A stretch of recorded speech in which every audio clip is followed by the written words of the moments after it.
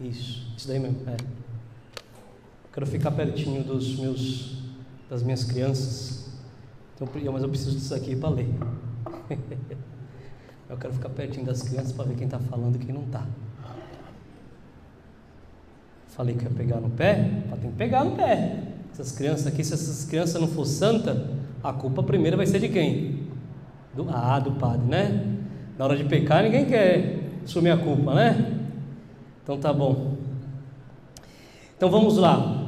Queridos irmãos, hoje nós vemos neste evangelho que talvez, vamos colocar assim, em grau de visibilidade, porque aqui o Senhor, ele talvez tenha realizado o maior sinal visível daquele tempo, de quem ele era. Talvez foi o maior sinal que Jesus realizou. Ele ressuscitou um morto que tinha estado morto há 4 dias. Já pensou, você vai no cemitério, você chega lá e um morto levanta? Quem vai ficar lá? Quem vai ficar do lado do túmulo? Já pensou, você chega assim, sai para fora, aí sai uma mão assim debaixo da terra. Sabia que, um parênteses, né? Mas tem um santo que fazia isso, um santo que fez isso. São Francisco Xavier, ele era missionário. São Francisco Xavier, da qual a nossa santa, né? Francisca Xavier Cabrini é devota. São Francisco Xavier, em certo lugar, as pessoas não se convertiam, ele foi num cemitério e disse, para que se convertam, levanta, e levantavam as pessoas dos túmulos, para que se convertam. Isso é um fato, né? Segundo a tradição, ele foi o santo que mais fez milagres de ressurreição na terra, São Francisco Xavier. Enfim, mas imagina que desespero, né? A gente está no cemitério, a gente olha assim, mas é um milagre, mas que dá um medinho, dá, né? Enfim, foi um grande sinal. Aqueles homens que estavam ali, eles ouviram Jesus, viram milagres, viram inúmeros milagres, viram inúmeros sinais que Jesus realizava. E ainda assim, o que eles pediam? Depois de ver tudo isso, o que eles pediam para Jesus? Senhor, mostra-me um sinal, porque a gente ainda não está acreditando que o Senhor é Deus. Então ele prepara um sinal, não porque ele quer demonstrar algo, ele não quer mostrar o seu poder, mas o que ele quer? Ele quer que todos se convertam. Ele diz ali para os apóstolos, ele diz, eu vou fazer isso para que vocês creiam. Ele quer que eles se convertam. Ele diz ali, né, sobre a doença, esta doença, ela não vai levar à morte, ela serve para dar glória a Deus, para que o Filho seja glorificado por ela, para que eles creiam. Ele se utiliza daquela doença, daquela morte, como um sinal para a glorificação do seu nome. E aqui a gente pode fazer a primeira reflexão. Qual reflexão? Pare de reclamar dos seus problemas. Sabe por quê? Porque talvez a sua doença, os seus problemas, as suas dificuldades, as mortes de cada dia, elas sirvam para glorificar a Deus. Aliás, elas servem. E às vezes nós perdemos a graça da ressurreição porque a gente mata o espírito com a murmuração. Está tudo bem, aí vem a primeira dificuldade, e aí Deus quer te ressuscitar, só que você acaba matando a ressurreição, mata o espírito com a tua boca, com os teus pensamentos. Ou seja, querido irmão, abraça a sua cruz, seja ela qual for, e espere a ressurreição, porque o Senhor, Ele quer te ressuscitar, Ele vai te ressuscitar. Tenha calma, tenha calma. Aquilo que você passa é para glorificar a Deus, e o Senhor se utiliza disso. Depois, Jesus Cristo, ele estava escondido. Por quê? Porque os judeus queriam matá-lo. por aquilo que ele era, filho de Deus. Os fariseus, eles queriam matá-lo, perseguiam. Então, Marta e Maria, porque elas eram amigas de Jesus, por isso que o texto de hoje, São João, ele faz questão de colocar, Jesus era muito amigo de Marta, de Maria e de Lázaro. Era a casa onde ele ficava sempre, ele passava lá para descansar, ele deitava lá, ele ficava lá com eles, eram irmãos amigos. Saibamos, né, aquele povoado, Betânia, ele muito provavelmente era um povoado ali de leprosos. Lázaro era leproso. Tem aquela parábola que Jesus ele conta do rico Epulão e do pobre Lázaro. O Lázaro que ficava na porta do rico e as feridas e os cachorros vinham lamber as feridas porque ele era cheio de ferida. Muito provavelmente esta parábola Jesus estava falando do seu amigo Lázaro, que era julgado. Ele estava falando sim do seu amigo Lázaro, pobre Lázaro. Então Lázaro ele tinha lepra e ele estava doente. E como Jesus era amigo, né, desta família, mesmo ele escondido, elas sabiam onde encontrá-lo. Por quê? Porque quem é amigo sabe aonde o amigo está. É interessante, né? Não sei se já aconteceram com você, às vezes não está bem, você acordou de mau humor, às vezes você está chateado, aconteceu alguma coisa, aí você chega. Aí na hora que você chega num lugar assim, a pessoa é tua amiga, ela olha para você, o que aconteceu? Aí você está tentando se esconder, você está tentando esconder o que você está passando, a pessoa faz de durão, não, eu estou bem, faz de difícil, né? Não, eu estou bem. Mas quem é amigo sabe o que está acontecendo. Quem é amigo, a gente não consegue se esconder dos amigos. Jesus estava escondido, as amigas sabiam onde que ele estava. Seja amigo de Jesus, que Jesus nunca se esconde de quem é amigo dele. Tem que ser amigo de Jesus, porque Jesus não se esconde. Ele se esconde de quem quer matá-lo. Agora, de quem é amigo, não. Seja amigo dele.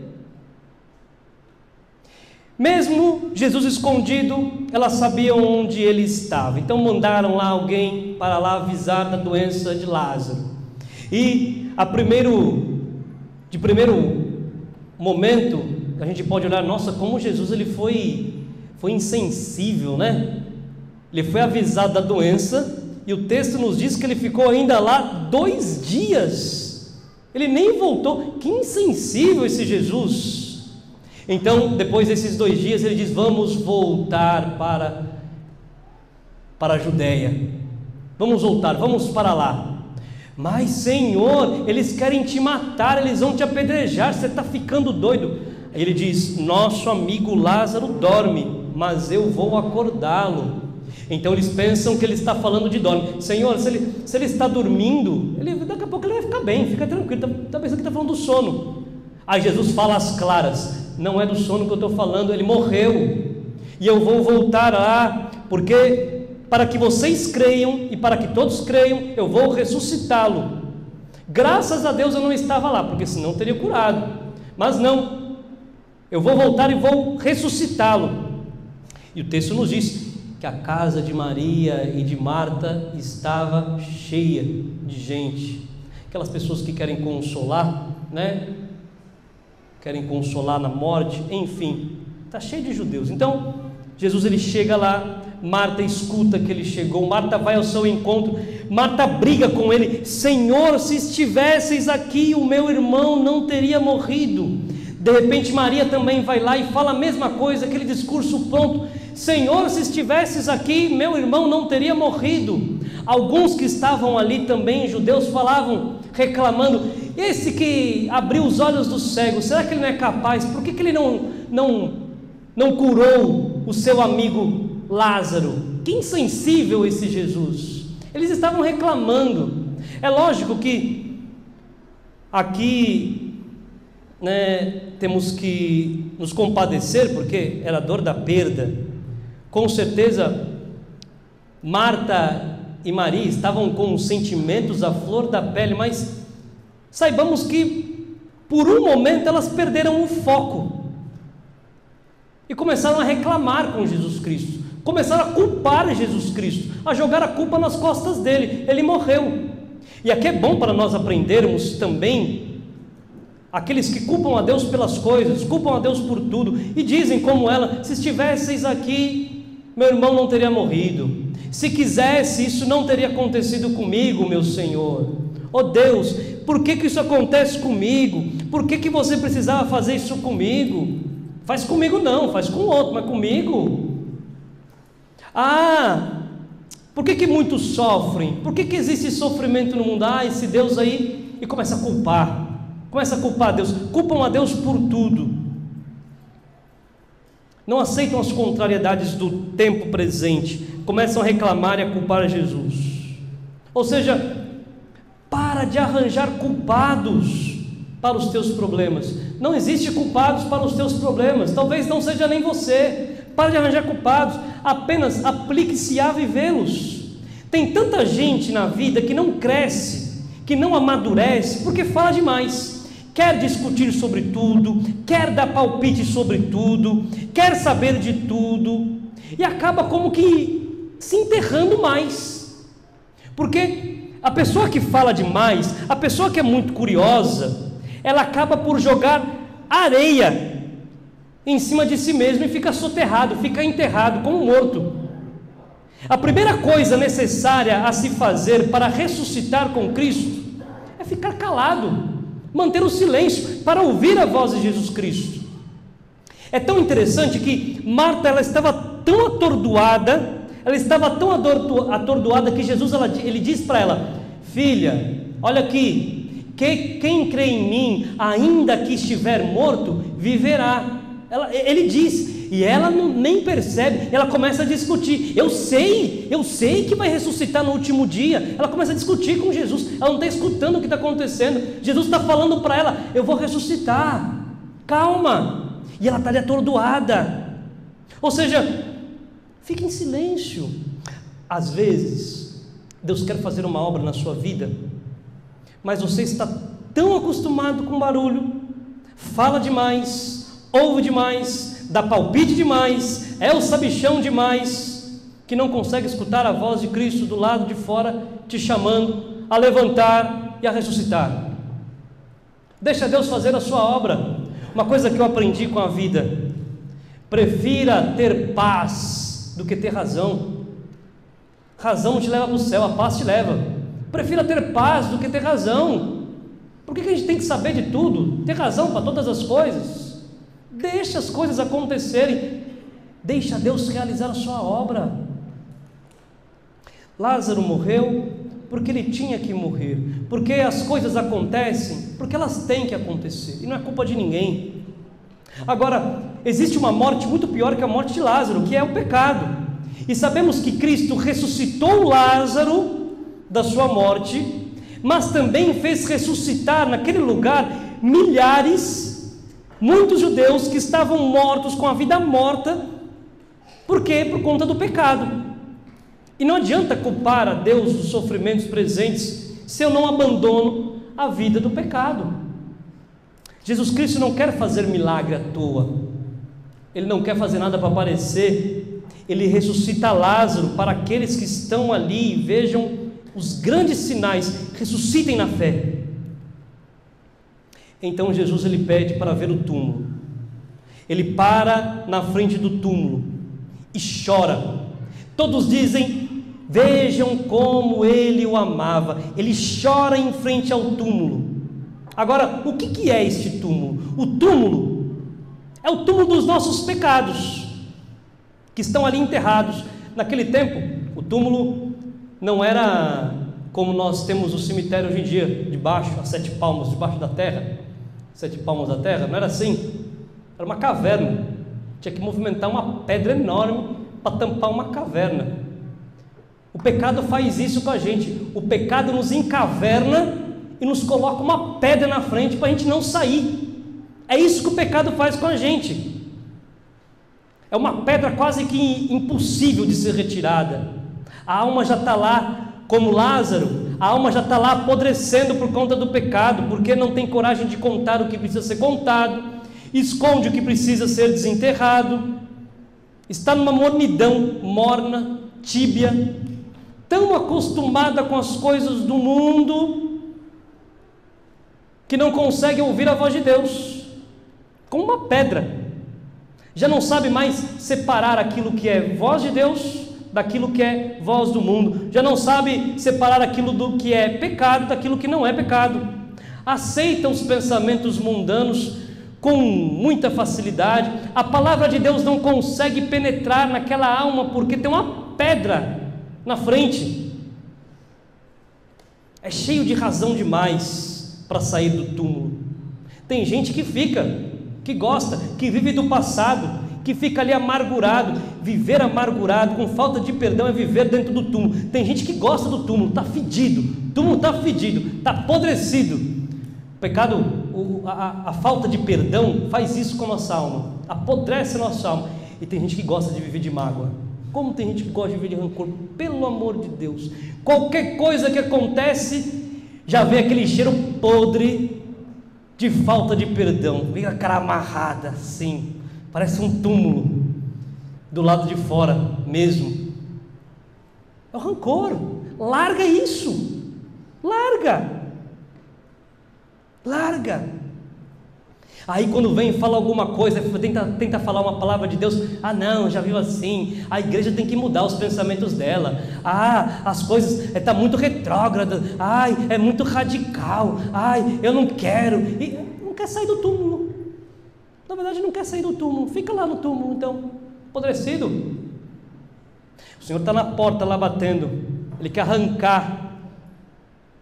Repito aquilo que nós estamos meditando nessa quaresma. Jesus, ele deu a vida por acreditar em tudo essas coisas. Ele deu a vida porque ele acreditava. Ele acreditava em você.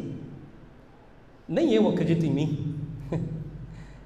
Jesus Cristo acreditava em você, em mim. Ele deu a vida por você. Você ficar dentro de um túmulo, você ficar amargurando, fedido com seus pecados, com a podridão. Não, sai. É o contrário. O Senhor quer ressuscitar. Não é Deus que tem que se rebaixar por nós. Mas somos nós agora que temos que sair daqui, da situação que nós estamos. Não somos nós que temos que ir até Deus. Porque não é Deus que vai se dobrar a nós, sou eu que preciso mudar de vida. Jesus, ele chora na frente do túmulo porque ele está chorando pelos nossos pecados.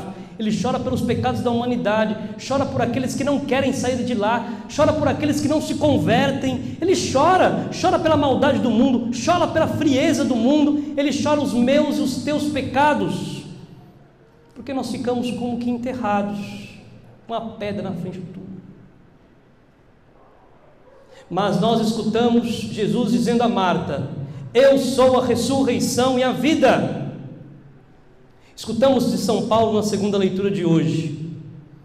Diz assim: os que vivem segundo a carne não podem agradar a Deus. Vós não viveis segundo a carne, mas segundo o Espírito.